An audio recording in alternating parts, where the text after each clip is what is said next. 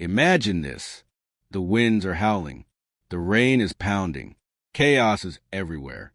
But right in the middle of the storm, there's a place of stillness, a calm center. That calm can be you. Life throws storms at all of us. A sudden argument with someone you love. A rejection you didn't expect. Bills piling up while opportunities seem to shrink. Health challenges. Uncertainty. We've all been there. And in those moments, it feels like the storm will sweep us away. We panic, that we react. We lose ourselves.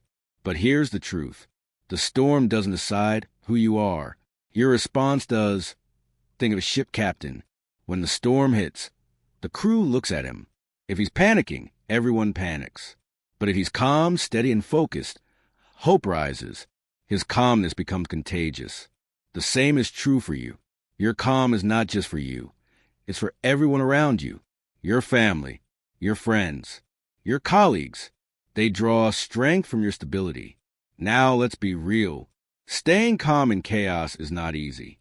Our natural instinct is to fight, to argue, to worry, to fear. But what if, just for a moment, you paused, took a deep breath, reminded yourself, this storm will pass, because storms always pass. They are temporary. But your inner calm, that can be permanent. Think about it like this. The ocean is wild on the surface. Waves crash. Winds roar. But deep down, miles beneath the surface, the ocean is still, peaceful, quiet, untouched. That's what becoming the calm in the storm means. Not denying the chaos. Not pretending the storm doesn't exist. But choosing to drop deeper, where peace lives. Some of the strongest people you've met, they weren't the loudest. They weren't the ones shouting or proving themselves. They were the ones who kept steady, grounded, and present when everything was falling apart. Strength is not always noise. Sometimes strength is silence. Sometimes strength is the calm smile when everyone else is panicking. So how do you become that calm? 3 simple practices. Pause before reacting. Don't let the storm control your tongue or your choices. Breathe deeply. A single deep breath can reset your mind. Shift perspective. Ask, will this matter a year from now? Most storms lose their power. When you zoom out, let me ask you this. Who do you want to be remembered as? The one who fueled the chaos? Or the one who brought peace in the middle of it? You have that choice. Every single day. So the next time life storms into your world, remember the ocean. Remember the captain. Remember that calm is not weakness. Calm is power. Be the calm in the storm. Not just for you, but for everyone who needs your light. Here are some key points related to this. Life will always bring storms. Chaos, challenges, and uncertainty are inevitable. The storm itself doesn't define you.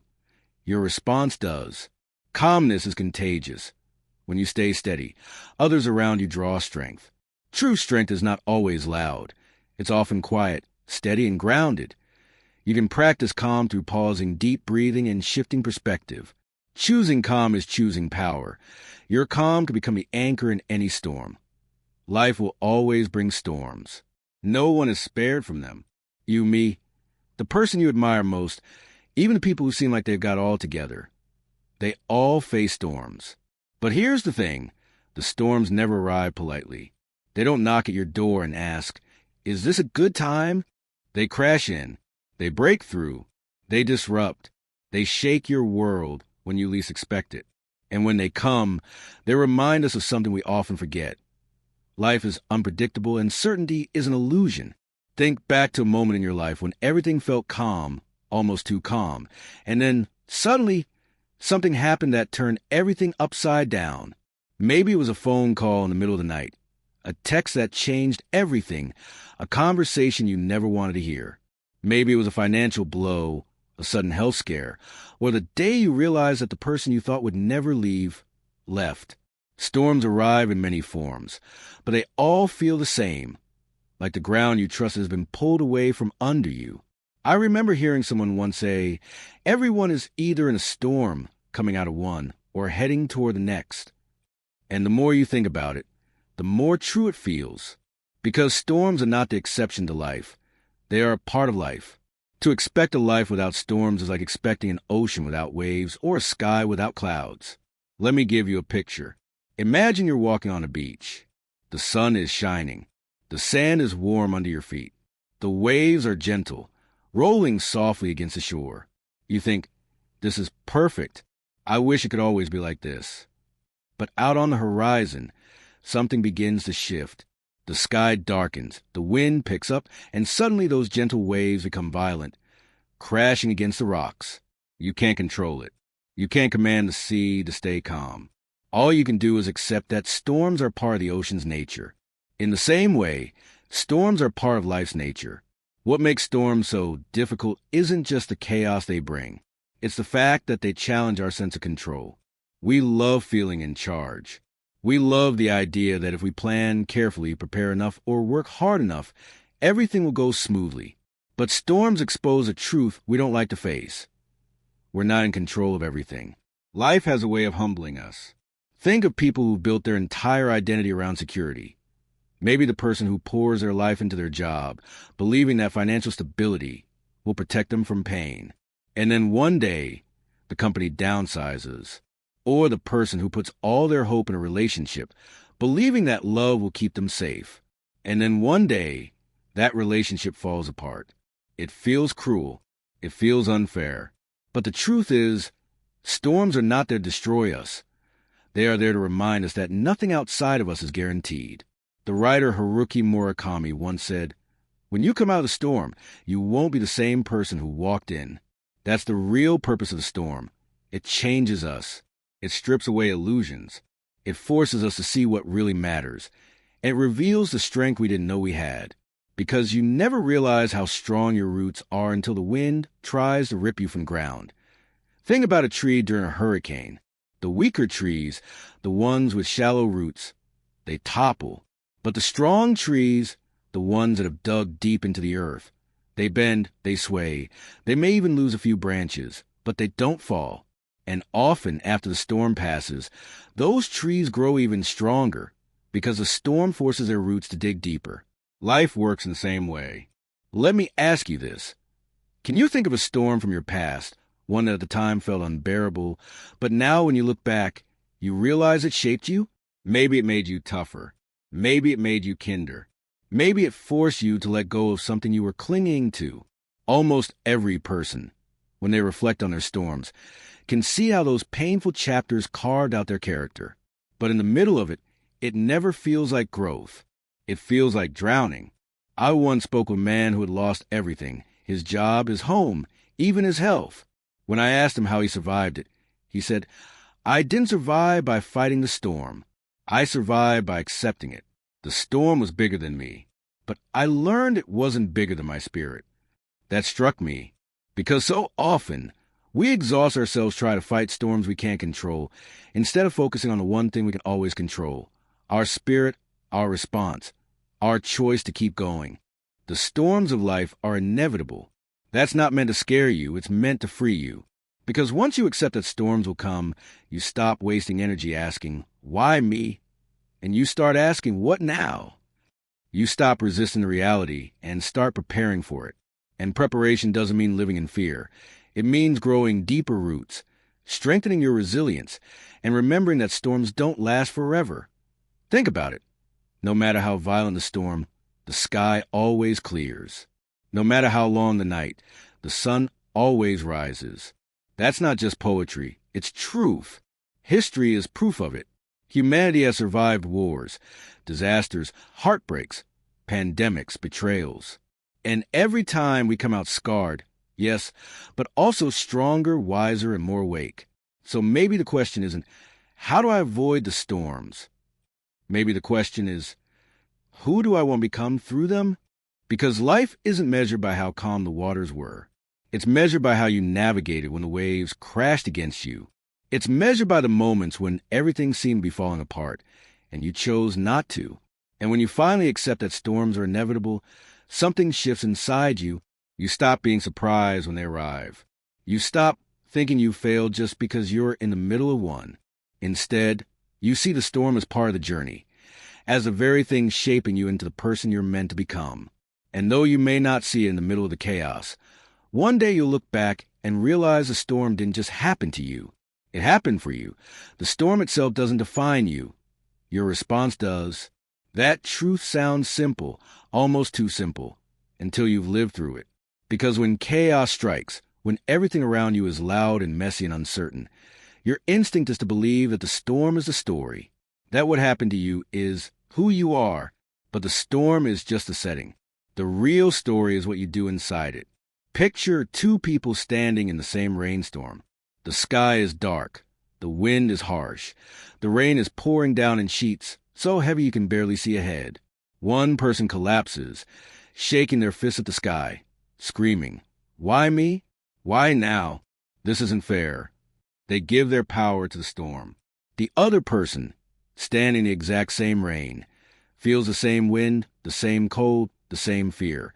But instead of collapsing, they stand taller. They breathe deeper. They whisper to themselves, "I can't stop this storm, but I can control how I face it." Same storm, different response. And it's the response that shapes the outcome. I've met people who've gone through devastating losses, losing loved ones, losing jobs, losing health. Some of them never recovered, not because the storm was bigger for them than for others, but because they let the storm define them.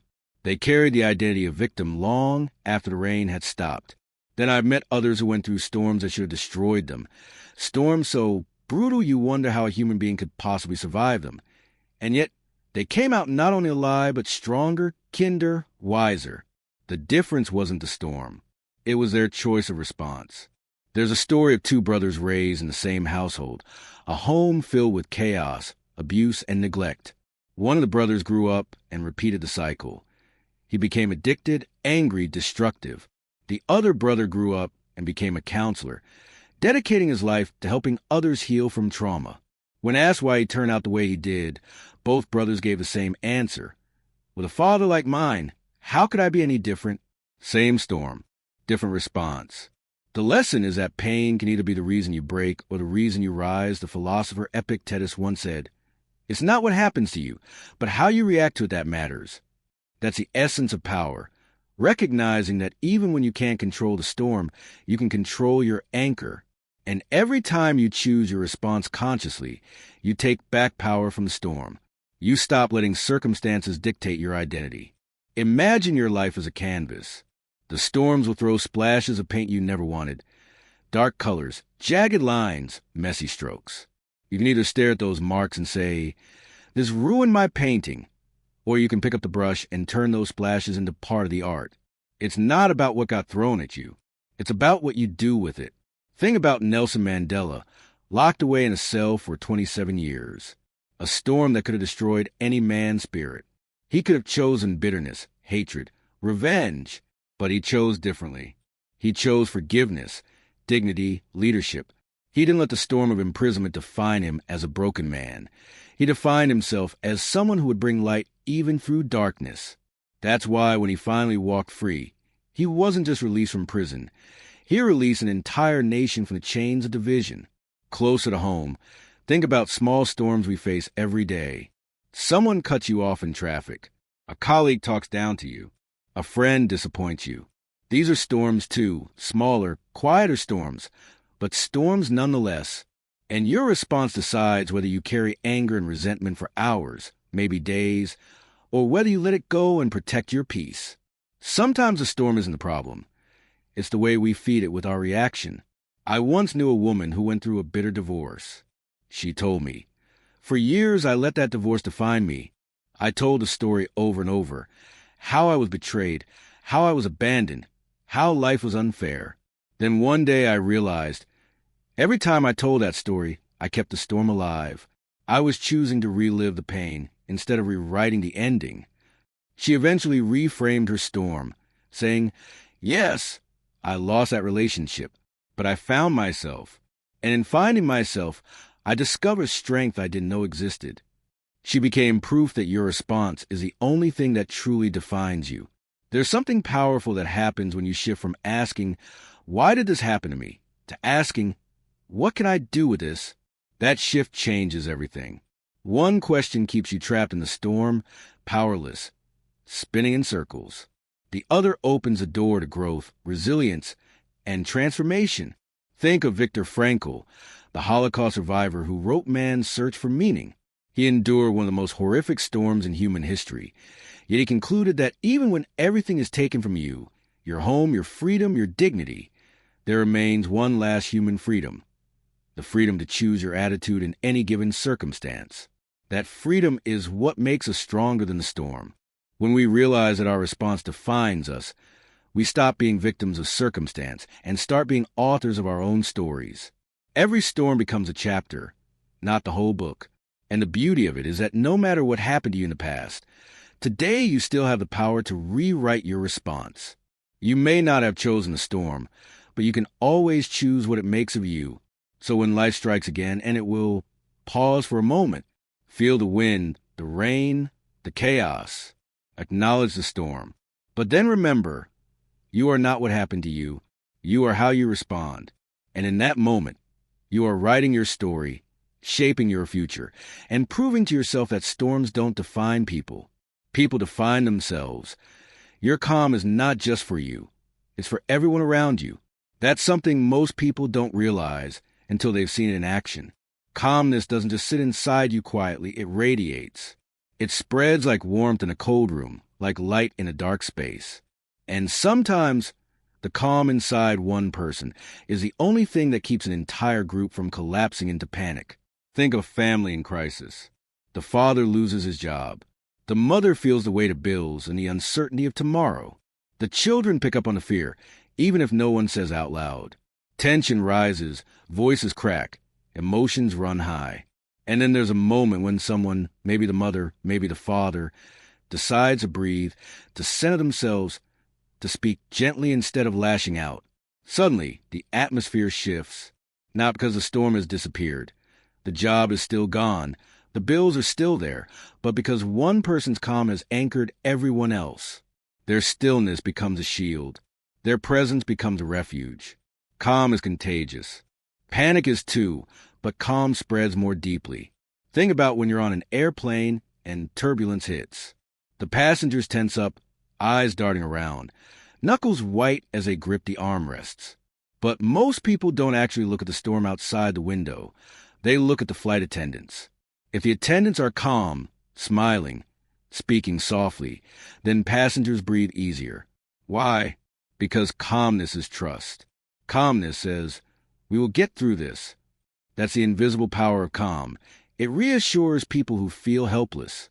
I once heard a story about a surgeon performing an operation during a blackout. The backup generators failed, and the room was filled with darkness and uncertainty. The nurses and junior doctors froze in fear. But the surgeon, instead of panicking, simply said in a calm voice, "Everyone stay still, light the candles. We continue." His tone was steady, almost unnervingly calm, and that calm became the guiding force that carried the entire team through the operation until the lights came back on. Imagine if he had screamed, cursed, or thrown his hands up in despair. The patient would not have survived. His calm wasn't just for him. It saved a life. Think about leaders you've admired. Were they the ones who shouted the loudest, who raged when things went wrong? Or were they the ones who, in the heat of the storm, spoke with quiet clarity and stood like unshaken ground? People remember calm leaders not because they had all the answers, but because their very presence felt like an anchor in rough seas. Calm leadership tells others, if I can stay grounded, you can too. Even in daily life, your calm shapes others. A teacher in a noisy classroom who doesn't raise their voice but instead lowers it. Suddenly the students lean in, quieten themselves. A parent who doesn't meet their child's tantrum with anger but with steady patience, teaching their child by example that emotions can be felt without being destructive. A friend who listens without judgment when everyone else is quick to criticize, offering a kind of peace that words alone can't give. There's a saying, calm seas never made skilled sailors. But here's the hidden truth. Skilled sailors make calm seas for those around them. When a sailor is calm at the wheel, the crew feels steady even when the waves rise high. The storm doesn't shrink, but the fear does. That's the gift of calm. I remember meeting a woman who worked as an emergency room nurse for over 20 years. I asked her how she managed in such an intense environment, where life and death hung in the balance every day. She smiled and said, "If I panic, everyone panics. If I stay calm, everyone remembers to breathe. My calm is my medicine." That sentence never left me. Her calm wasn't just her personal coping mechanism. It was the very thing that allowed her to give life-saving care to others. And yet, calm isn't about pretending. It's not about denying reality or ignoring fear. It's about choosing a steady response in the middle of it. Calmness is active, not passive. It says, "I see the storm. I feel the storm. But I will not let it shake me to the core." And when others see that in you, they borrow it. They lean on it. Sometimes they even survive because of it. Think of history's darkest hours. Times of war, natural disasters, moments when everything felt uncertain. There are always people who step forward, not with weapons or noise, but with calm. Mothers who soothed crying children while bombs fell outside. Teachers who kept teaching in basements during air raids, not because the world wasn't on fire, but because their calm gave children hope. These people may not have stopped the storm, but they gave others the courage to endure it. Even in your own circle, you can probably think of someone who carries that kind of energy. Someone who walks into a room and brings peace with them. It's not that they don't face struggles. They do. But their presence tells you, without words, "You're safe here." That's the power of calm. It becomes a gift, a silent offering to those who are drowning in chaos. And here's something worth remembering. Just as calm spreads, so does panic. If you've ever seen a group of people caught in fear, you know how quickly panic escalates. One person screams, another follows, and suddenly logic disappears. But the reverse is also true. One calm voice, one steady presence, can de-escalate an entire room. That's how powerful you are when you choose calm. You're not just saving yourself. You're influencing the atmosphere. So the question becomes, what kind of energy do you want to bring into the storm? Do you want to be the fuel that makes it burn hotter? Or do you want to be the water that cools the fire? Do you want to spread fear? Or do you want to spread peace? Because whether you realize it or not, your state of being ripples outward. Your calm can hold a family together when everything else is falling apart. Your calm can keep a team focused when the pressure is unbearable. Your calm can inspire a friend to keep going when they were ready to quit. That is the weight of your influence. And that is why your calm is never just for you. Strength is not always noise. That's something most of us were never taught.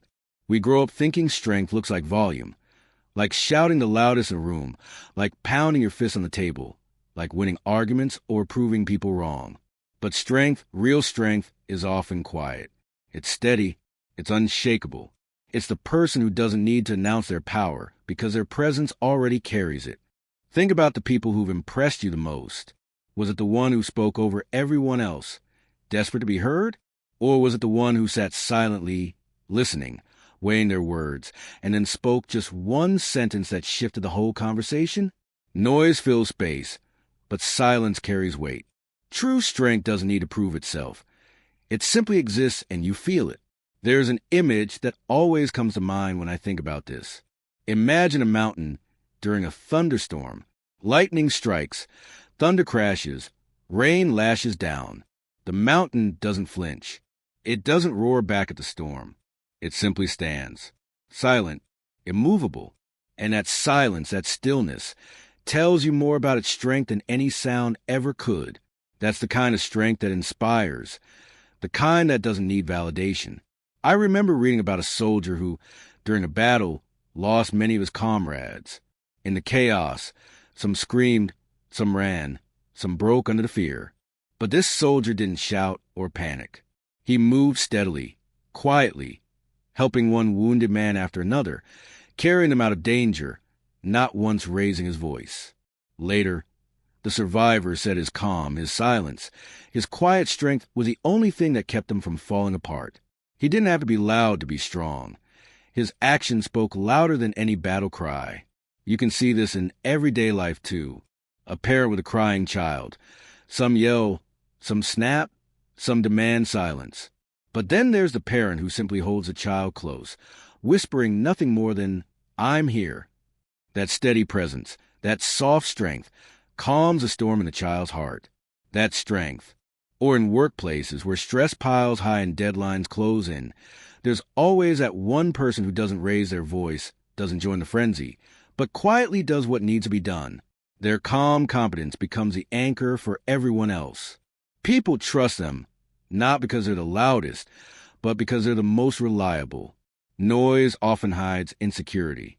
When people shout, it's usually because deep down they're afraid of not being heard, of not being enough. But quiet strength comes from a different place. It comes from knowing who you are, from not needing the storm to validate you. And that's why it feels so powerful. Because it's not performance, it's truth. There's a quote by Rumi that says, "Raise your words, not your voice. It is rain that grows flowers, not thunder." Think about that. Thunder is loud, dramatic, impossible to ignore. But it's the rain, gentle, quiet, consistent, that makes things grow. In the same way, it's not the loud outbursts or the angry declarations that create lasting change. It's the steady, quiet strength of actions, persistence, and presence. I once met a woman who survived an abusive relationship. When she finally left, people expected her to tell her story with anger, with shouting, with rage.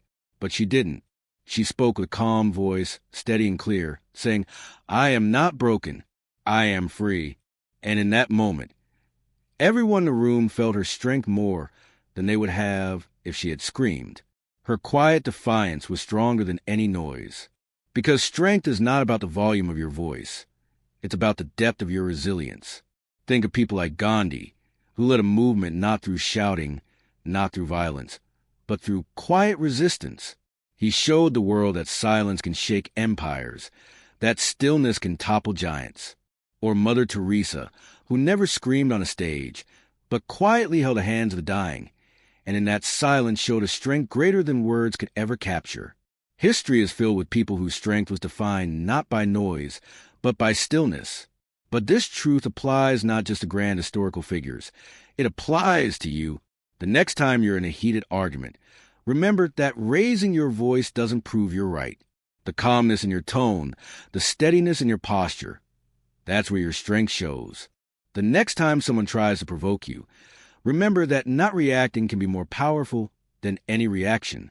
Silence can be a shield, and sometimes the most powerful response is no response at all. I knew a teacher once who had a rule in his classroom. When students shouted, he grew quieter. At first, the students mocked him, thinking his silence was weakness. But over time, they leaned in. They learned to respect his quiet authority. He taught them a lesson beyond books, that strength doesn't always need overpower. Sometimes it simply needs to stand firm. Quiet strength doesn't mean you don't feel fear. It doesn't mean you don't feel anger. It means you've mastered the art of not letting those emotions dictate your behavior. It means you've found a deeper well inside yourself that doesn't get shaken easily. And when others see that in you, they instinctively trust it. Because in a world full of noise, the one who stays calm becomes the one who leads. Even nature teaches us this. The strongest part of a tree is not the leaves rustling in the wind, not the branches creaking and swaying.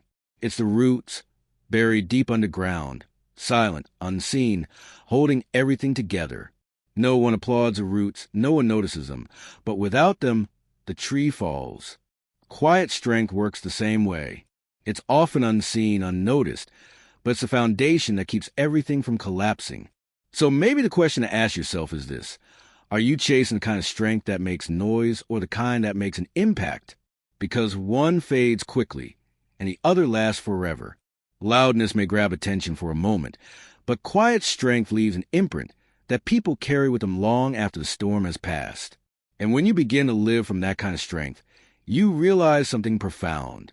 You don't need to prove yourself. You don't need to convince everyone of your worth. You don't need to fight every battle. Your silence, your stillness, your calm presence, that is enough. That is strength. And it's the kind of strength the world needs most when storms are raging. You can practice calm through pausing, deep breathing, and shifting perspective. These may sound like simple steps, almost too simple to matter in the face of life storms, but simplicity is often the doorway to power. Calm is not something you stumble into by accident. It is something you cultivate, something you choose, something you practice until it becomes a part of you, and it begins with the smallest of pauses. Think about the last time you reacted without pausing. Maybe it was during an argument with someone you love, when your words flew out like arrows, sharp and fast, before you even realized what you'd said. Maybe it was at work when stress hit and you snapped at someone who didn't deserve it. Or maybe it was in traffic, when one person's careless move sent your heart racing and your voice rising. In those moments, the storm outside becomes a storm inside, and without a pause, you hand over your power to chaos. But what if you had taken even 3 seconds to pause?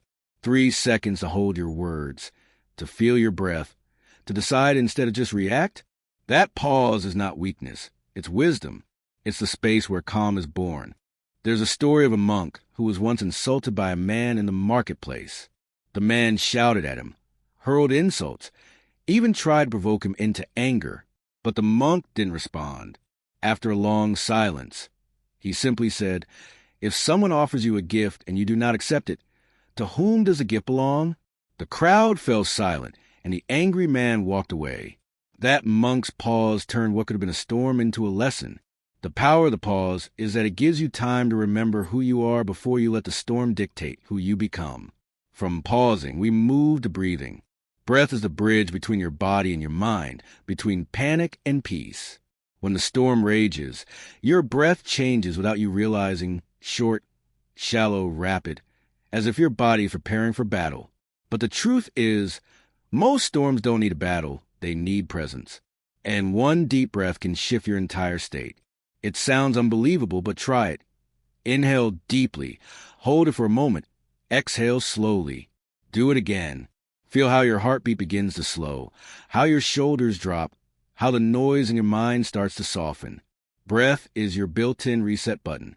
I once spoke with a firefighter who told me that in the middle of burning buildings, surrounded by smoke and panic, his training always brought him back to one thing: breathe. He said, "If I can control my breath, I can control my mind. And if I can control my mind, I can control the fire around me." He didn't mean literally controlling the flames. He meant controlling his response to them. That's the secret most of us overlook. We think calm is some mysterious gift reserved for special people, but it's not. It's a practice, and it often starts with nothing more than the way we breathe. And then comes perspective. Perspective is a lens through which we view the storm, and it has the power to shrink or enlarge it. Think of how many times you've blown something out of proportion in the heat of the moment, only to look back later and realize it wasn't as big as it seemed. A rude comment that ruined your day. A mistake that felt like the end of the world. A disappointment that convinced you nothing would ever go right again. But then weeks, months, or years later, you barely remembered it. That's the trick of storms. They feel endless when you're inside them. But when you zoom out, you see that they were just passing weather. Ask yourself this simple question when you feel chaos rising. Will this matter a year from now? More often than not, the answer is no. And if it won't matter a year from now, why get the power to destroy today? That shift in perspective can take a storm that feels unbearable and reduce it to something manageable. I once met a man who had gone bankrupt in his 30s. At the time, he thought his life was over, that he'd failed beyond repair. He carried shame, fear, and hopelessness. But years later, he told me, that bankruptcy was the best thing that happened to me. It forced me to rebuild my life in a way I never would have dared before. At the time, the storm looked like the end. In perspective, it became the beginning. That's the gift of perspective. It turns storms into teachers. Even in daily inconveniences, perspective transforms your experience. You're stuck in traffic and anger rises. But then you remind yourself, maybe this delay is protecting me from something worse ahead. You miss a flight and frustration surges. But maybe that missed flight saves you from crossing paths with something you weren't meant to encounter. You lose an opportunity you were desperate for, only to realize later that something better was waiting. Perspective doesn't erase the storm. It changes how you walk through it. Pausing, breathing, shifting perspective. 3 small practices, but together they create resilience. They turn storms from overwhelming forces into challenges you can face. And the more you practice, the more natural it becomes. Over time, calm stops being something you chase. It becomes who you are. Think of it like learning to play an instrument. At first, Every note feels forced, every movement clumsy, but with practice, it becomes second nature. Calm works the same way. The more you pause, the more you breathe, the more you shift your perspective, the more your mind and heart remember that this is how we respond to storms. And one day, when life throws chaos at you, you'll find yourself staying steady without even trying. I once heard a wise teacher say, "Calm is not the absence of the storm. Calm is the mastery of your response to it. And that mastery is built one choice at a time. Every pause, every deep breath, every perspective shift is a brick in the foundation of your strength. And with enough practice, that foundation becomes unshakable.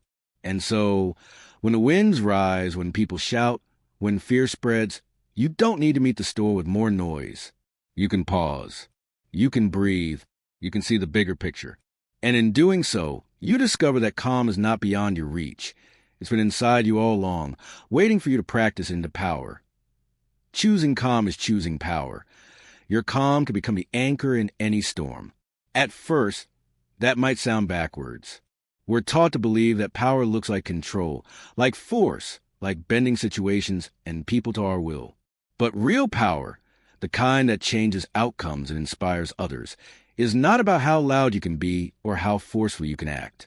It's about how steady you can remain when the world around you shakes. Calm is not passivity. Calm is not weakness. Calm is control over yourself. And that is the deepest form of power a human being can have. Think of a ship out in the ocean, tossed around by violent waves. The crew scrambles, fear rising, some ready to abandon ship. But there is one person they all look to, the captain. If the captain is frantic, screaming, running from one side to the other, panic spreads like fire. But if the captain stands at the helm calm, clear-eyed, steady in voice and presence, the crew gathers themselves. His calm becomes their anchor. His power is not in commanding the storm to stop, but in showing that the storm cannot command him. That is what calm looks like. It steadies others as much as it steadies you. I once spoke with a woman who worked as a paramedic for decades. She told me, "People don't remember what I said during emergencies. They remember how I made them feel. If I was calm, they felt hope. If I was frantic, they felt doomed." Her calmness was not just her own coping mechanism. It was her greatest tool. She couldn't stop the bleeding, the fire, or the accident from happening in that moment. But her calm gave people the courage to endure it until help arrived. That calm was her power, and it became theirs too. History offers us countless examples of this. Think of Martin Luther King Jr., standing before crowds of thousands, not with rage in his voice, but with a steady, calm conviction that shook the foundations of injustice. His calm gave others courage. Or think of Rosa Parks, who didn't raise her voice, didn't fight with her fists. She simply chose calm defiance by refusing to give up her seat. Her calm changed history. Their calm became power, and their power became an anchor for millions. In everyday life, calm works the same way. Imagine a workplace where everything is on fire, deadlines missed, client upset, chaos everywhere. There are usually two types of people in that situation: those who add to the panic and those who anchor the room. And if you think back, you'll realize it's the calm ones you trusted most. Not because they had all the answers, but because they gave you permission to breathe. Their calm reminded you that the storm, however intense, was survivable. There's something magnetic about a calm person. When others are losing their heads, the one who remains composed becomes the center of gravity. It's why in families, during funerals, during crises, there's always that one person everyone leans on. Not necessarily the strongest physically, not the richest, not the loudest, but the calmest, the one who can speak softly, think clearly, act steadily. They become the anchor, not just for themselves, but for everyone else. It's easy to confuse calm with doing nothing, but calm is not stillness without purpose. Calm is focused energy. Calm is power under control. Think of a martial artist who faces an opponent in the ring. The amateur flails with wild energy, exhausting themselves quickly. The master stands poised, breathing slow, conserving energy, moving only when necessary. Who has more power? The one who spends it recklessly in panic, or the one who channels it with precision? Calm is the master secret. Calm is what makes strength effective. And the beauty of calm is that it multiplies. Your calm doesn't just affect you, it ripples outward. A child learns to breathe instead of scream when they see a parent staying steady under stress. A team learns to trust when they see a leader unshaken by setbacks. A community finds hope when they see a figure who refuses to collapse under fear. Your calm teaches others how to handle storms. You may never realize how deeply your presence changes people, but it does. I once heard a story about a teacher in a school that went into lockdown because of a threat. The children were terrified, some crying, some shaking uncontrollably. The teacher knelt down, smiled gently, and said, "We're safe here together. Let's play a game while we wait." Her voice was calm, her presence unshaken. Hours later, when the situation was resolved, parents asked their children what had happened, and almost every child said, "We weren't afraid because our teacher wasn't afraid." That's what it means to be the anchor. Calm transfers courage. Calm also gives you clarity. In storms, panic clouds judgment. Decisions made in fear are rarely wise. But when you choose calm, you see options you would have missed otherwise. You notice solutions that panic would have blinded you to. Calm allows you to respond, not react.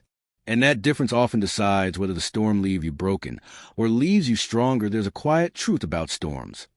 They eventually pass. No storm lasts forever. But what does last is the impression you leave on others while the storm is raging. People may not remember the exact details of the chaos, but they will remember whether you were the one who panicked or the one who anchored. They will remember whether you were the storm or the calm inside it. So when you find yourself in the middle of chaos, remind yourself, calm is not weakness. Calm is not passivity. Calm is power. Calm is choosing to hold your center when everything else tries to pull you apart. Calm is saying, "I will not be controlled by the storm. I will be the anchor in it."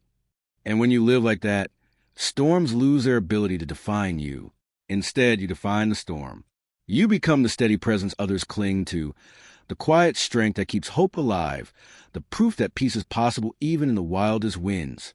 When storms come, and they will, you have a choice. You can let the chaos consume you, or you can become the calm that transforms it. You can be the person who breaks under pressure, or the one who rises above it. The storm doesn't decide that for you. You do. Remember this. Storms are temporary, but the strength you build by standing calm in them lasts forever. Your calm is not just for you. Your calm gives hope to others. Your calm becomes a light in someone else's darkness. Your calm becomes the anchor when everything else is drifting away. So I ask you, will you let the storm define you, or will you define the storm? Will you surrender to fear, or will you stand as proof that peace is stronger than panic? Choose calm. Choose strength. Choose to be the anchor. Because the world doesn't need more noise. It needs more people who carry peace inside of them. And when the winds howl, when the chaos rises, when everything feels like it's falling apart, I want you to remember one simple truth. The storm is loud, but you are louder in silence. The storm is strong, but you are stronger in stillness. The storm is fierce, but you are fiercer in calm. So the next time life tries to shake you, don't fight the storm. Become the calm within it. Because storms may pass, but anchors remain. And you, yes, you are that anchor. Your support means everything. If this resonated with you, please like, share, and subscribe.